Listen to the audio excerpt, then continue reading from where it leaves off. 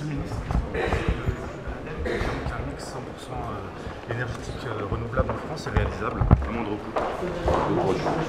Est-ce que vous ne pensez pas que ça peut être au cours de la COP21 un moteur du changement? Certainement développer les énergies renouvelables, certainement. D'accord. Pourquoi il n'est pas dans le débat depuis avril dernier, il a été fuité par Mediapart? Merci. Je comprends pas pourquoi c'est pas une priorité pour la COP21. Est-ce que vous pensez normal qu'on n'en parle pas dans les relais médias, les politiques, alors que ça devrait être le document de travail numéro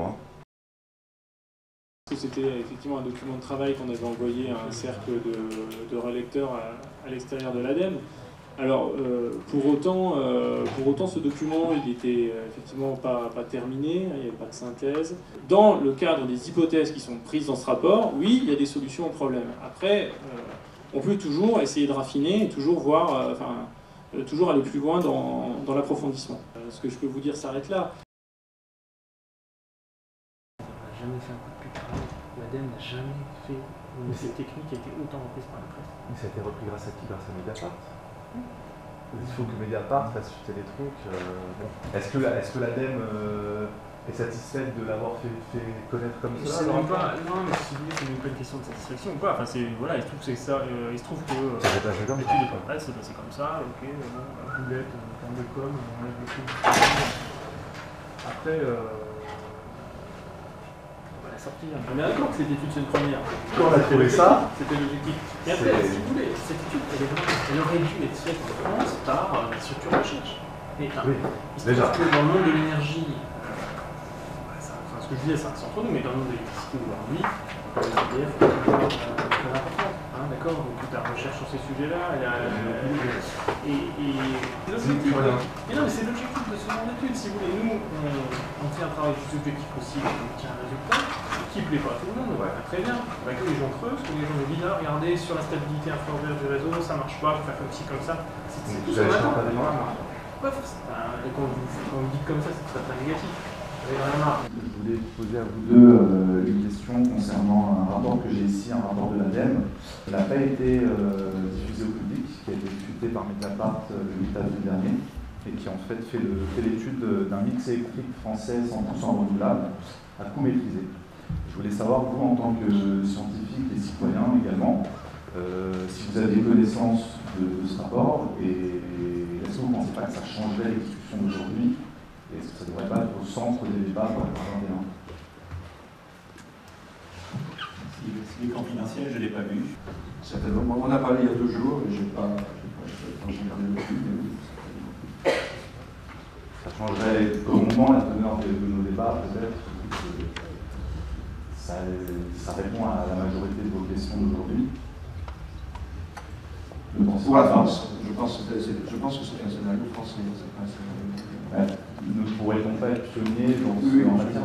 Juste, on va dire par rapport aux questions que j'ai posées, je pense que ça reste pas les questions que j'ai posées. Mais effectivement, je n'ai pas vu. La question de la démocratie énergétique, je crois que c'est une question clé. En France, par exemple, traditionnellement, les choix énergétiques ont été très centralisés, très étatisés. Les citoyens votent pour leurs représentants. Les États, les chefs d'État et de gouvernement aussi sont là pour défendre l'intérêt des citoyens. Donc, au bout du compte, ce sont les citoyens qui sont au cœur de la COP21. Cette planète va enfin réussir à rester en dessous du 2 degrés du réchauffement climatique. Merci beaucoup et bonne route.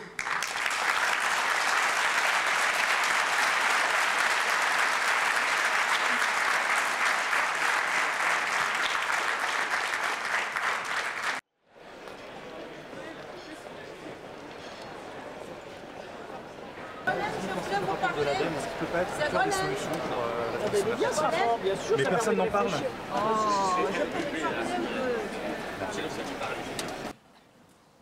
Et puis, monsieur. Hop. Yes. Ouais, 3. Okay. Allez-y. David Denry, magazine Nexus. Je voudrais poser une question. Là, j'entends beaucoup parler de problèmes avec the legal problems. I'm going to make it in English. You're talking about your problems with governments, with legal frameworks, with states, generally speaking. You're talking about citizens' actions, and it's all we can hear here makes it very optimistic. But I'm still wondering, would you agree to maybe ask the main stake is real to know if we are in democracy or not? Because you are fighting against your own representatives. We have to vote directly the laws. This is democracy. No, but what is your question? My question is, how about energy is power? As long as we left it to other people than ourselves, don't you think that the game is over? Simply. Okay. Okay? How we control democratically energy policies. I would like to comment on your energy democracy. And I have to give some examples. Actually, you have to be as many cooperatives in your country as possible. It's the only way to have energy democracy from the bottom up. I want to add something yes, at that as briefly. well on that point. The national democratic states is mainly defending the old interests and not as much the new interests. And if the new way of producing energy more clean and decentralized means also more economic development, then that will change also the national debate and that interest will be more prominent. Nous vivons tous dans l'idée héritée que la démocratie peut se réaliser soit par la libération du marché, c'est les versions libérales ou néolibérales, soit par l'action de l'État. C'est les deux grands discours politiques. Or, tous ici, nous pensons autre chose, mais qui a du mal à se formuler en termes généraux. Nous pensons que la démocratie se réalise d'abord par la prise en charge de la société par elle-même et à travers la mobilisation de la société civique. Mais nous avons besoin pour ça, pour rassembler toutes ces énergies, pour leur donner de la puissance, d'avoir un discours minimal qui unifie toutes ces initiatives, qui en quelque sorte permettent de mettre en scène ce que j'appellerais bien une citizen pride, civic society pride, des choses comme ça. Cette société civique qui se cherche à travers toutes les initiatives qu'on a vues ici, elle a à résoudre deux tâches fondamentales, principales, qui sont les deux faces d'une même médaille. La première tâche, c'est d'inventer une société démocratique bonne à vivre, même s'il n'y a plus de croissance du PIB. Voilà. On peut discuter, est-ce que c'est bien, pas bien, etc. Mais le défi qui nous attend, c'est qu'il n'y aura plus, en tout cas dans les pays riches, suffisamment de croissance du PIB, c'est-à-dire suffisamment de distribution des revenus monétaires pour faire reposer l'adhésion à la démocratie là-dessus. Bon, premier défi colossal.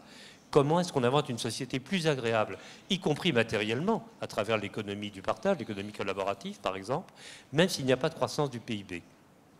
Et puis, deuxième défi qui est corrélatif, comment s'opposer à ce que les Grecs appelaient l'hubris, à la démesure, au désir de toujours plus, d'avoir toujours plus, qui est au cœur des dérèglements planétaires, et dont bien évidemment l'explosion des inégalités à l'échelle planétaire est la traduction la plus directe.